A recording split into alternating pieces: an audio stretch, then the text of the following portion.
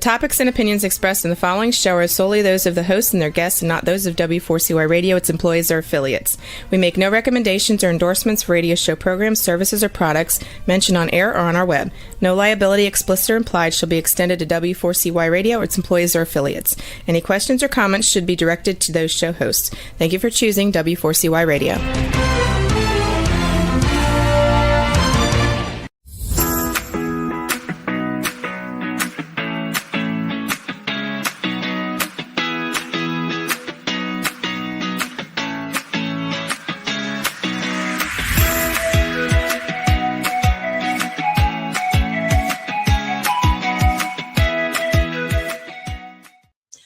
Hi, I'm Shelby Wagner, and I welcome you to my show, Learning to Dance in the Rain, where I bring guests and to help me have a discussion about difficult life issues and help hopefully the listeners find a solution to some problem that you're struggling with so that you can learn to be resilient and move forward with your life.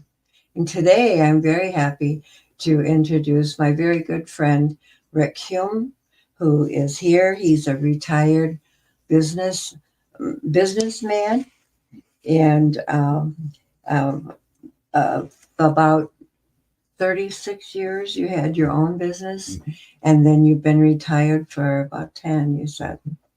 And this is a continuation of our discussion from last week, in which Rick talked about his blindness and how he navigates his daily life.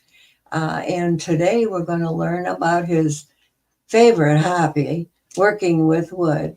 Welcome, Rick, to Learning to Dance in the Rain. Thank you for having me. You're very welcome. Thank you for agreeing to this interview. And I'd like just to give a little bit of a short synopsis of the last episode, in which you spoke about how you learned that you were blind. Well, I learned that I was blind actually when I was very young, and started going to a school with handicap, and encountered a student there that did not respond to me explaining my pencil sharpener to him. And I asked him if he was blind, and the teacher immediately came over and said that, in fact, everyone that was a student there was blind. And that was quite a revealing moment for me, because I had no idea. But I learned to accept that and just move on. So how did you get interested in woodworking, and when did you get interested? Well, I was very fortunate to have a father that loved to build as well, and he, in the course of his life, helped build a church and built 2 houses, and the church was the first project that we did, and I was very young then, but I was big enough to throw cement blocks, and that was kind of my introduction to construction and woodworking. I'm a woodworker, but I primarily am a frame of what people would call a framer and finisher in the profession. And there are different elements of woodworking. Some people like to turn bowls, some people like to build boxes, and then there's people like myself that like to build big things, and like houses and stuff like that. And that's where they're normally referred to as a framer, or if you like finishing the inside of a house, you're a finisher. And that's basically what I do, is framing and finishing. So tell me, how does a blind person do these things? How do you cut the wood? How do you paint the wood? How do you do that? Well, the techniques for working wood are the same if you're sighted or not. The approach to it is, of course, has to be different. I don't paint because painting means you have to be consistent in your layering. However, I do some poly work. So the house that I'm doing right now, the entire inside of the house is wood. There is no plaster or drywall in the house. It's that wood walls, wood ceilings. So they have to be sealed, and I seal all the wood that's used in the house on both sides, and then poly the front side. But I kind of cheat a bit, and I use a spar poly, which allows me to give a one coat rather than coating them a number of times, because when you apply spar poly, it's like putting 3 or 4 coats on all at once. Okay. Yeah. And what does that do? The spar poly? It just gives a nice finish and brings out the color of the wood and protects it. It makes it virtually waterproof. Is what it does. And do you do both sides of the? Just the front side of the poly. Okay. And what do you put something on the back side too? Don't you? I seal the board all the way around. All right. Yeah. Okay. It's in that kind of waterproof. But yeah. Okay. So what about your tools? How do you well, cut the wood? The tools, like say you use standard tools. I've got miter saws, radial arm saws, table saws, skill saws, saber saws. I mean, every kind of saw. I think I even use a sawzall, which I can't think of what the technical name of the sawzall is, but each saw has a different function, and so you have to learn how to use each saw safely. And the first lesson a blind woodworker is actually taught is when you're going to cut something with a saw. You want to take what's called a dry run. And that is simply where you, like if you're using a power miter saw, you simply bring the saw down in the arc, it will follow to touch the wood.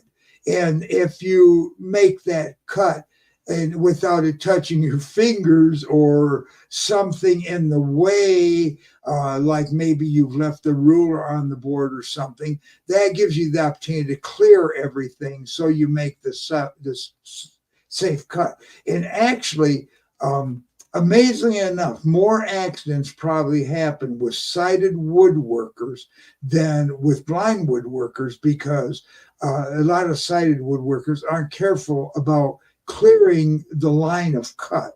And this is how woodworkers end up with 9 fingers instead of 10. You always have to know that where the saw blade travels, the only thing it's going to cut is wood.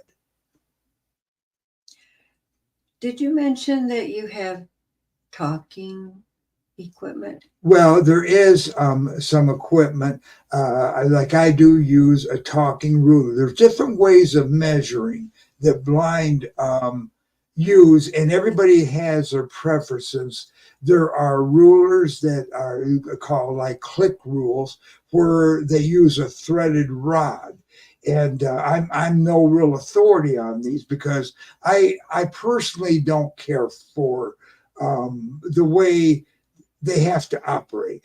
But basically, they use a 20 turn to inch, and you can click the ruler down it, and this allows you to divide an inch into 20 parts. So it gets you in there very accurate. It's a very accurate way of measuring. I use a talking ruler. A talking ruler is accurate within 1/16 of an inch. But when you're doing construction work, 1/16 of an inch is accurate enough. If you're building a high quality inlay box, it is not accurate enough. But I'm one that believes in measure twice, maybe cut 2 or 3 times. So if I cut a board, I am more likely to maybe cut it 1/16 of an inch too long, because I don't mind going in and removing a 32nd if it's a little bit snug. I believe I heard the ruler, the talking ruler. Didn't you measure something? It had a light or something, and then it said told you what the width of that room was. Now that's a talking laser, and the talking laser is a new toy on the market, and is amazing, because unlike my talking ruler, the one I use is a ruler that sells for $100. There's another model that sells for $225. And the problem with these, quite frankly, is the blades on them. It's funny, the talking mechanism, they've been able to stabilize over the years to where it's pretty durable. I drop my ruler all the time on the concrete floor, and it comes up talking.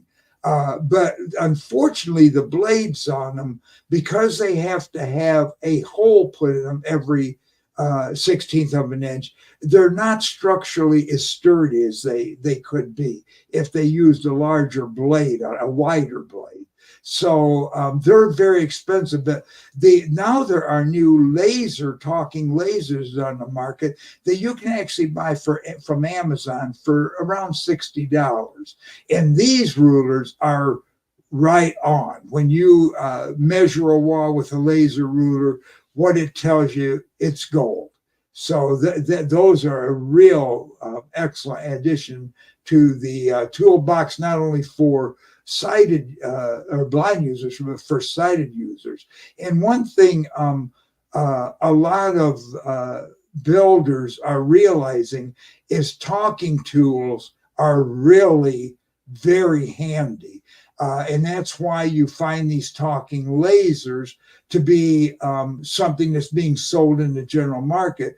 Because if you're working above your head and it's not convenient to look up because you're having to look down at where the laser's hitting, it's much easier just to put it up there, hit the button, and have it tell you what the length is without having to look at a display panel on the unit. When you're trying to keep your eye on the laser dot, you can only look at one place at a time. And a funny story, I have a Stabila talking level. There are 2 companies that make talking levels that are considered to be construction grade. I picked the Stabila because of the way it's built. It's an expensive level. I use a Tech 3, which is the newest style, and the accuracy of them is contractor level. But my neighbor and I were putting the posts in for a deck I was going to build, and the agreement with my neighbor, who wanted to help me build the entire deck, was no, you have plenty of work yourself. But I asked him if he would mind helping me set the posts and put the outer frame boards on for me. So at least from there I could take off easily. So he said, yeah, that would be great. He'd be happy to do it. So we're setting the post, and I've got my level up there. And he's saying, Rick, you got to put the level on this side so I can see it. And I'm telling him, no, all you have to do is I will tell you when it's level and you throw concrete in. Well, he just didn't believe me on this. But so after we set the second post, he's like, just tell me when it's plumb, Rick, and I'll throw the concrete in. And when we got it all done, he said, I really like that, because you can have the level on the opposite side of the post from you, and it tells you when you're level.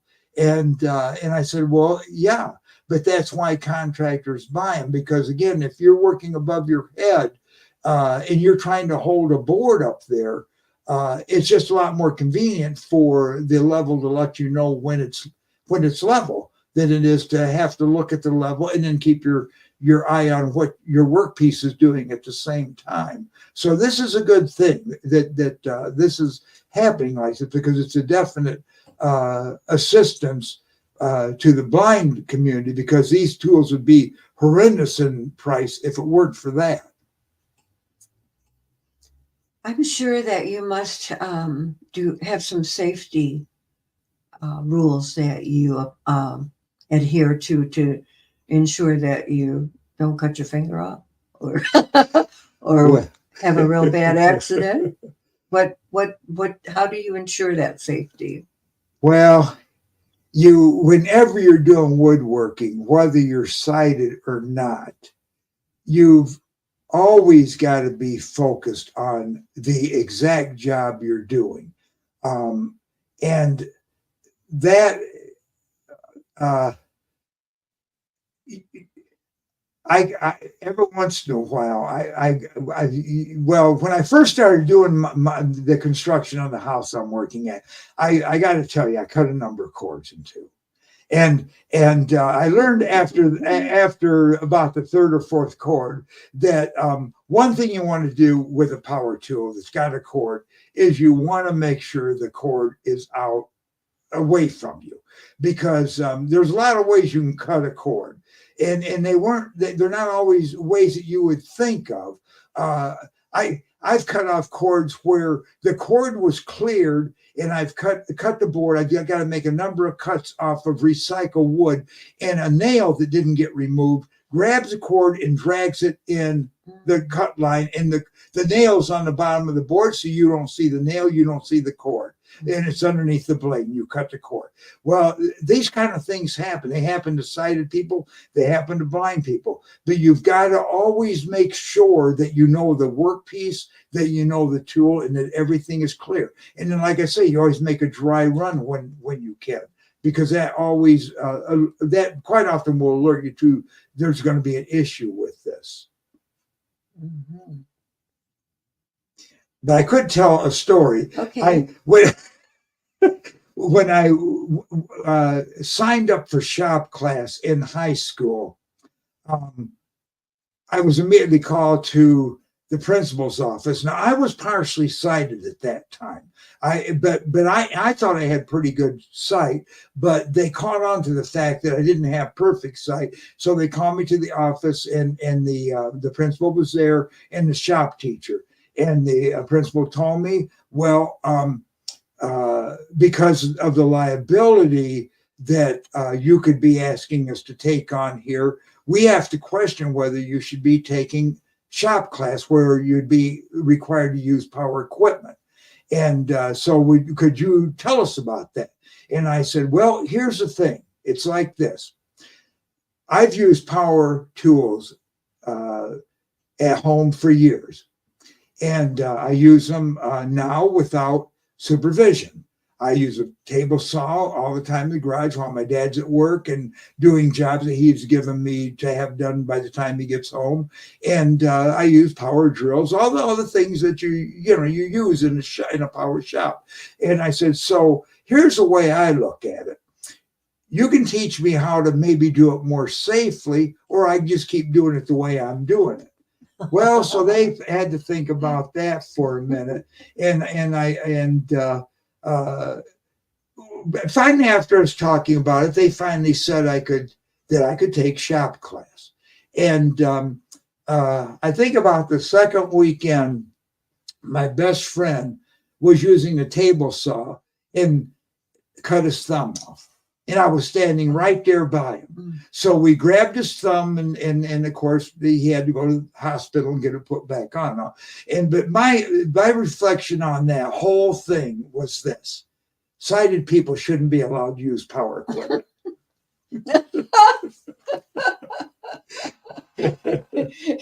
You told that to my brother-in-law. Yeah, I told it to her brother-in-law. What was my brother-in-law's reaction? I was wondering. He cut his leg with his chainsaw, and that's why I told him. I said, well, I guess you haven't heard. The sighted people should not be allowed to use a chainsaw. Did that change any decision? I don't think so. A principal or a teacher or anything? Did he get his thumb sewed back on? Oh yeah, they actually got it put back on. No. Yes, I was amazed. No, that was good. I did offer to do it though with a nail gun, but he turned me down. So, can you tell us how you visualize the design and layout of your project? Like, Well, did you design a new floor plan and all of that? Or I'd like to be able to say that I was able to teach myself how to make blueprints, or there are people that will actually use a CAD program. There was actually a CAD program put out, I think, about the late 90s, that a professor at a university put together. It was people that didn't understand how to do CAD. It was a very hard concept to understand. I had been doing CAD at the company I owned for years, so I understood the concept, and it was tedious even for me, and I lost interest in the program as well. There's people that use raised line art to lay out things. All that type of thing is really too tedious for me. I have to go into an area, check the area out thoroughly, see what's in the area, and see what the possibilities are within the area, and then see what things I can control and what things I can't control. If you're building a new structure, you have essentially total control because you're developing it from ground up. If you're doing a renovation like I'm doing now, the tail wags a dog. It's a totally different thing. The tail wags a dog because there's things there you have to deal with and work around. So it's a whole different thing, and you just have to get a feel for it. Either you can do it or you can't. And like I say, framing and construction like that has always been my thing. So I've kind of gotten a feel for it. Where if I went to build a decorative box, I would be kind of in the unknown waters. do you have any advice for other blind people that are would like to remodel their home? Well, a lot of it is what your skill level is. If you have a skill level to where you can renovate a house, about the only thing I might be able to help you with is things that I have found can help make it much easier. Techniques to make it easier. If you don't really, if you are a person would like to do woodworking, there are groups,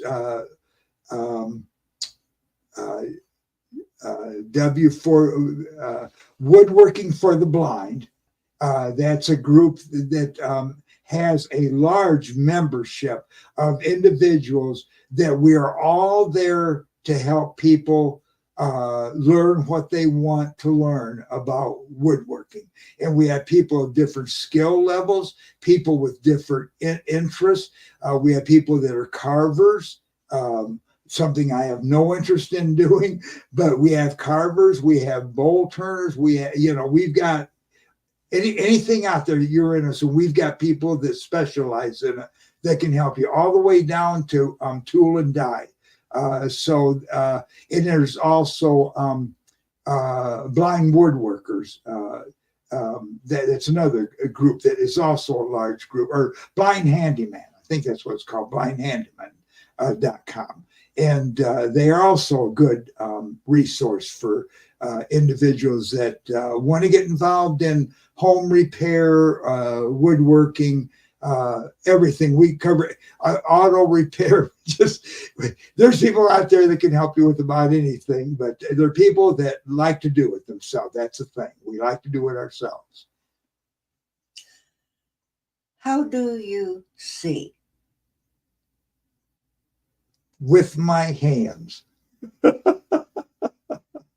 That's how a blind person sees, with their hands and with their minds. So you have to put the two of them together. Yeah. Do you have trouble traveling? Well, in an unknown area, it's always kind of difficult. But there's different traveling mechanisms, leader dogs. I've never had a dog. I use a white cane if I'm in an area by myself that I'm unfamiliar with, and that does a trick for me. But there are other travel aids out there, but those are the two most common. Well, I could think of a third one. A leader. You read my which is the best kind. A friend that will guide you is always the best way to get around. Right. I met Rick on a dating site. It'll be 2 years ago on Christmas.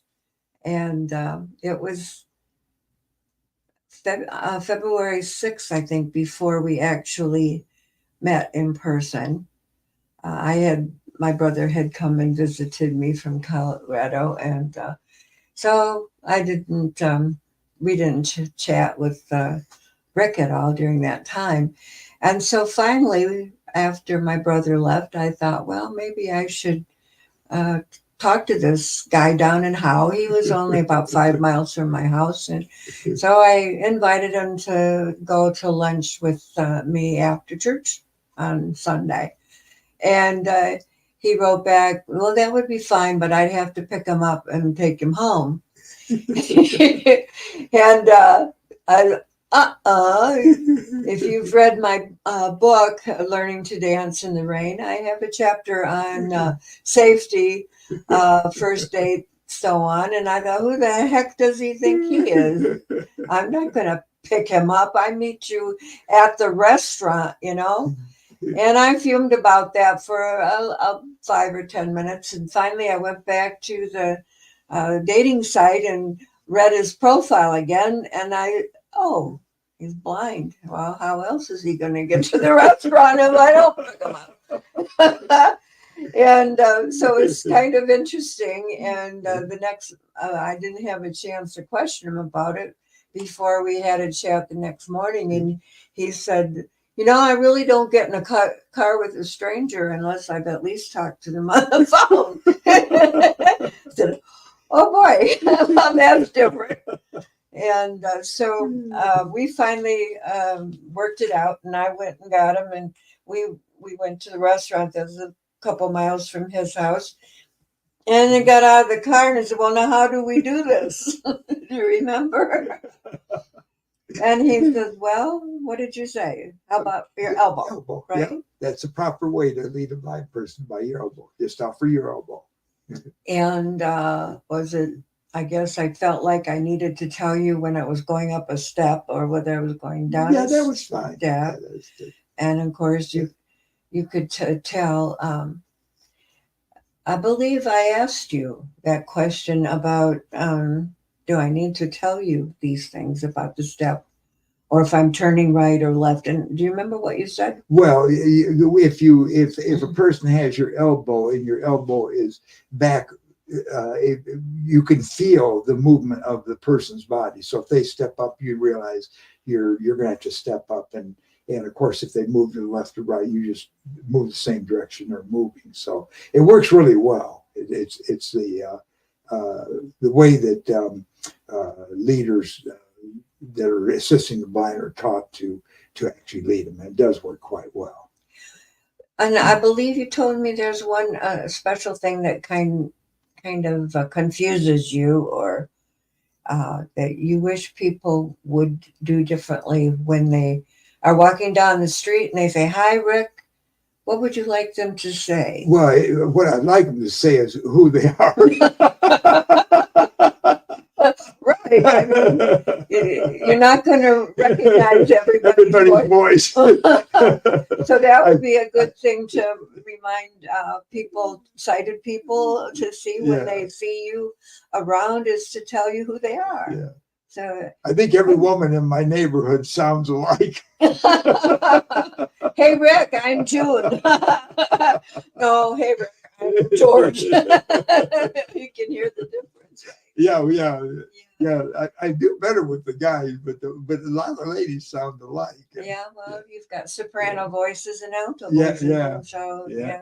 and so on. So that would be a little bit difficult. Mm. How do you handle an unexpected challenge or setback on a project? Well, I think a lot of times when you run into something like this, it's just best to put it on the back burner.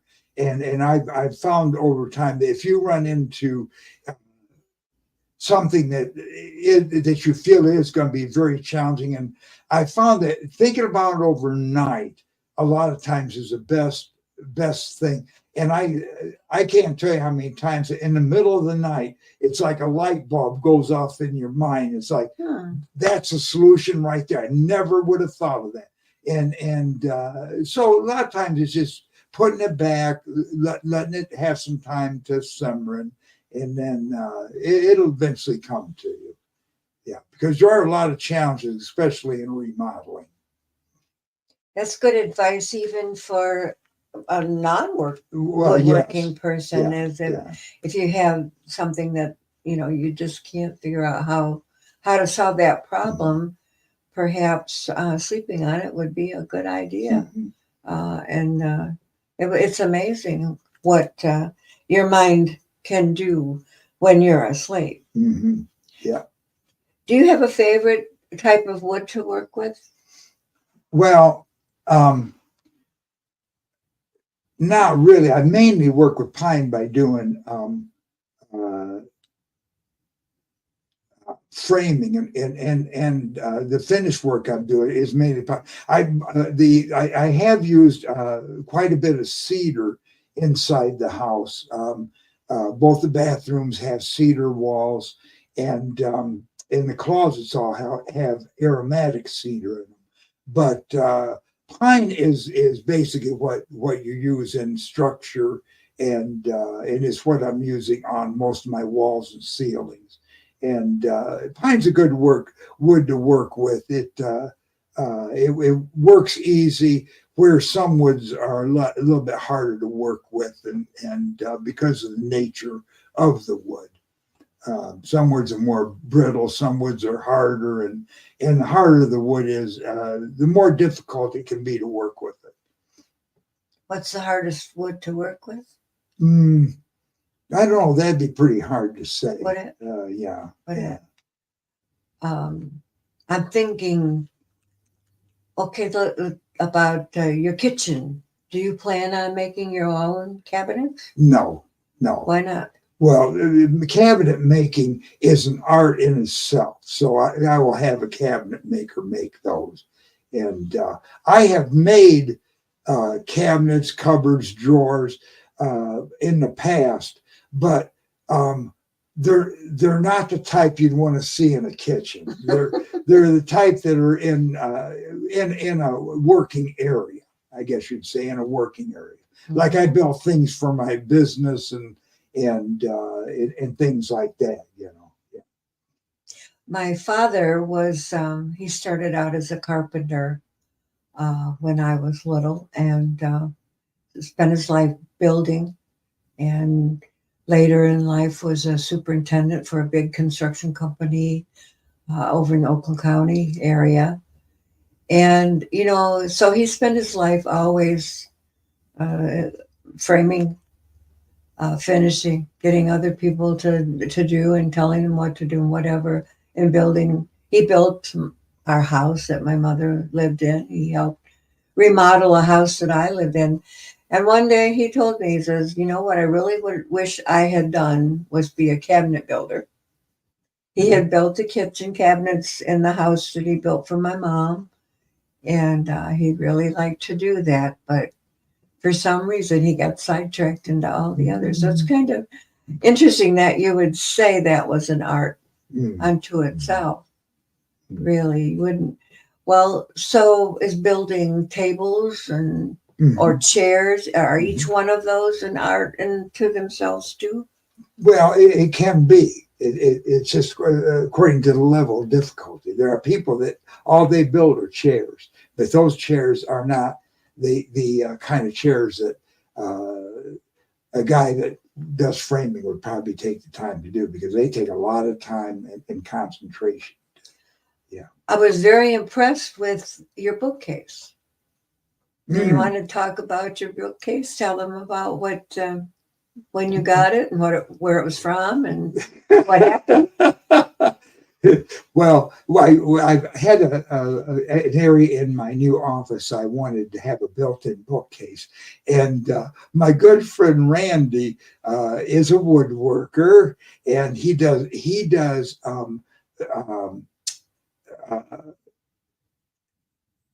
projects. He builds, boxes, all that kind of thing, but shelves, anything like that. He very creative. He was showing me a wooden knife that he was building last year. He gives them out as gifts when he goes to Florida, and he had built a bunch of these wooden knives that actually cut, and very fancy things. Oh. So he likes building very fancy and clever things out of wood.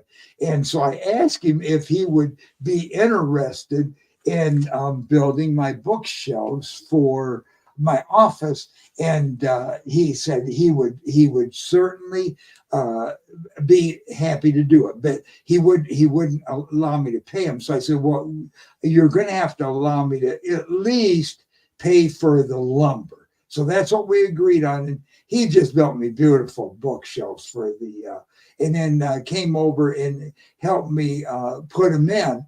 But the one funny part about it was when he was screwing them in from the front side while I held them in at the back side, he was laying on the floor so he could see under the shelf to screw them in.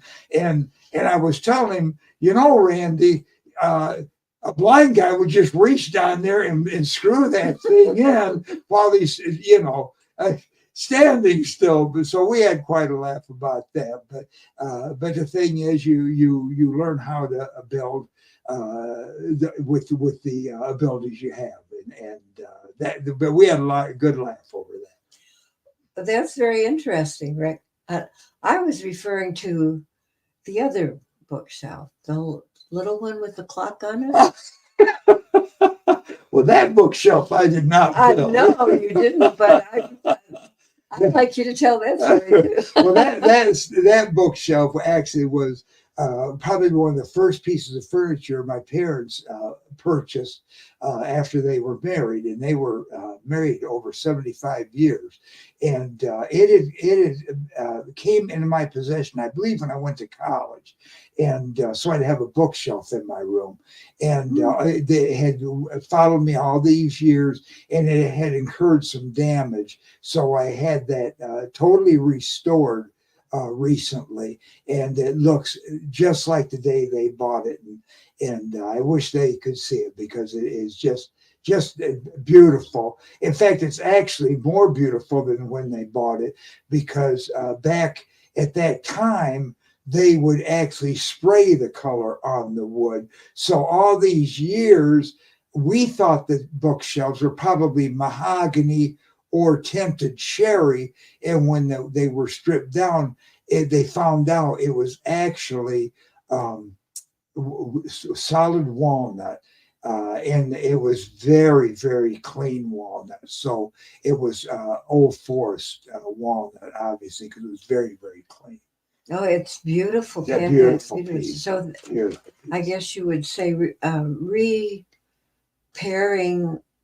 damaged furniture is also an art. Yes, that is definitely an art.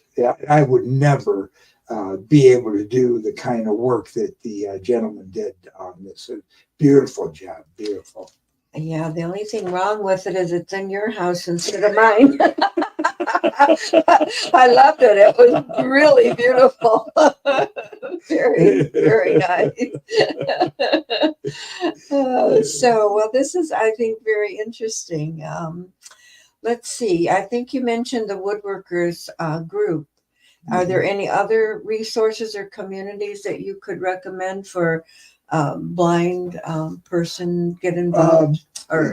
Those are the two main organizations, the Blind Handyman or Woodworking for the Blind. Those are the two main organizations, and they have members. Also, I might mention from around the world. We have members in many different countries: Australia, Pakistan.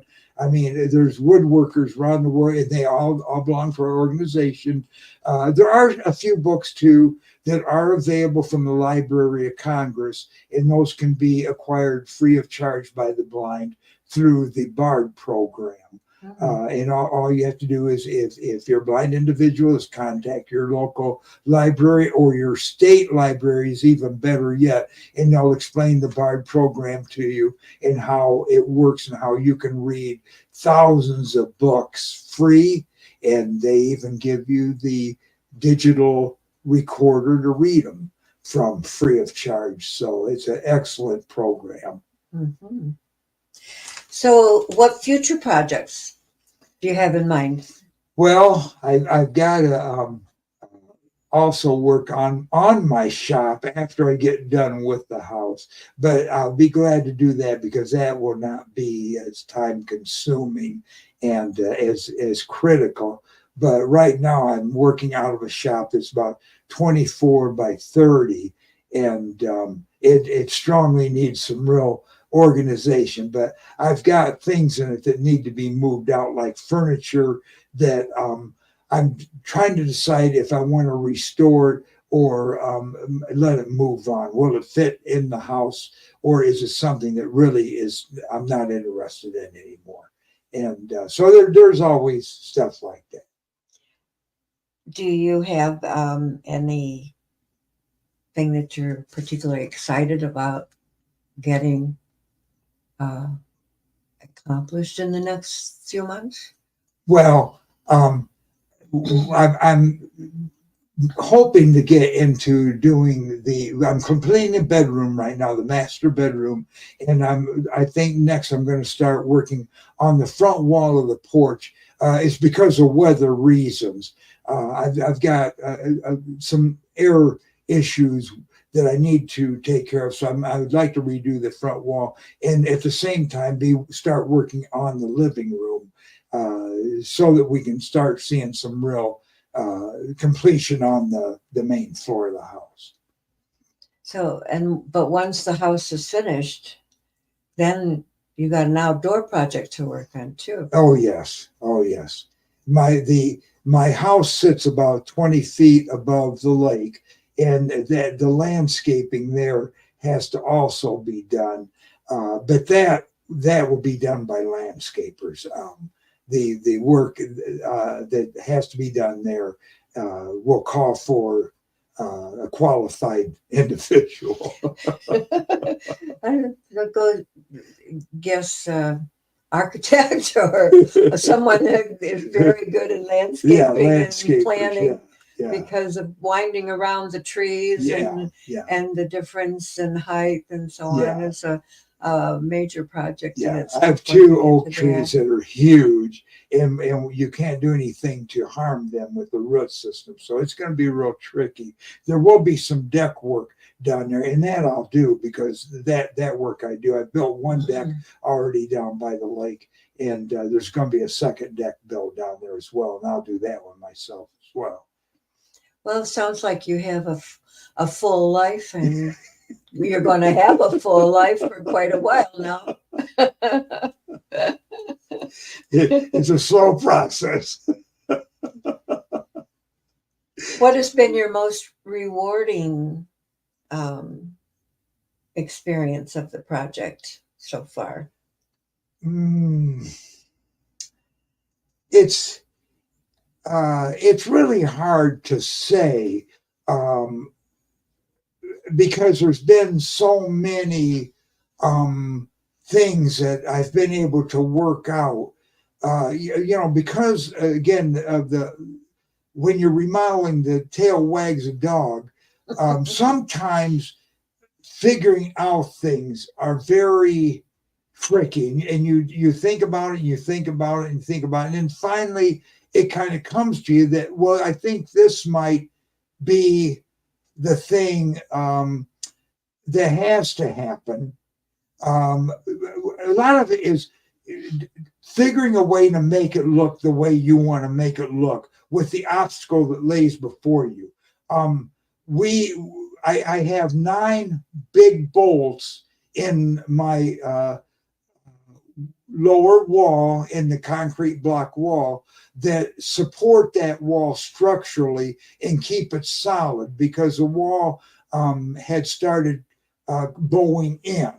Well, that was taken care of, but these bolts have to be accessible because they have to be checked once a year. So hiding those bolts is a challenge, so you always have to think about, how can I do something like that to where it looks natural and no one would guess that I'm trying to accomplish this. And of course, with my bedroom, I've had a number of challenges, plumbing lines from the upstairs bathroom and whatnot, and it's just a matter of getting it to look good, to where when someone looks in there, they don't say, "What's that all about?" Because that's not what you want to hear. What you want to hear them say is, "That looks good." But one of my fondest accomplishments, looking back in my woodworking over the years, was probably my first house. The first house I had was the worst looking house on the neighborhood by far when I took it over. And when I sold it, it was really gratifying to have my neighbors come over and say, "You know, your house is the nicest looking house on this whole street. And do you realize you sold it for more money than anyone's ever sold a house on this street?" So that made me feel happy, but it was a real labor of love. And it really was a beautiful place and gratifying to look at after it was done. Yeah.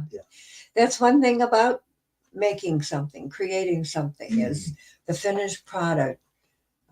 It looks good, makes you feel good, and it's what you wanted, and so on. But we're almost out of time, so I have to bring this episode to an end.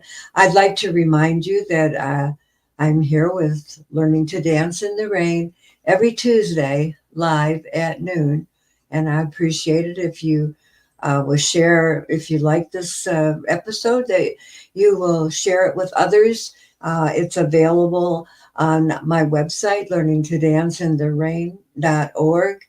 No, not .org, .com, and my YouTube channel at Shelby Wagner, in addition to Apple Podcasts, Amazon Music, Spotify, Podchaser, 24/7, 365. And all of the episodes that I have done this past year are available there. We talk about a lot of different subjects: scams, internet dating, suicide prevention, finance. I try to bring things I'm interested in, and I'm interested in a lot. So please join me, and I will see you next week. Thanks a lot. I appreciate you being here, Rick. Thank you. I think it was very exciting to hear what you had to say. Everybody has a message, and somebody out there needs to hear it. So bye now. Have a good day and a good week.